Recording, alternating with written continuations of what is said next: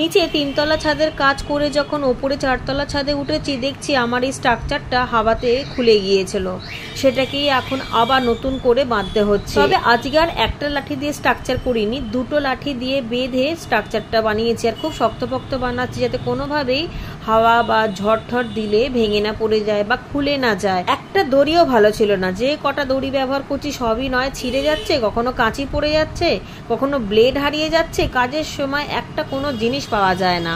আসলে গাছের কাজ করতে করতে দুনিয়ার চিন্তা ভাবনা করি, নিচে যেতে হবে, রান্না করতে হবে, ছেলে এলো কিনা, হাজবেন্ড কি খাবে, গাছের কি খাবারের দরকার, রাতের বেলা কি রান্না করব, ছেলেটাকে মাঠ থেকে আনতে হবে, এরকম নানান কথা ভাবনা চিন্তা করতে করতে আমি সবকিছুই ভুলে যাই।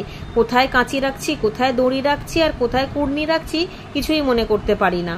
এদিকে কাজের শেষ নেই, তার মধ্যে কোনো কাজ করতে গেলেই বৃষ্টি নেমে পড়ে, যেই জামা কাপড় তুলবো তখনই রোদ উঠে যায়।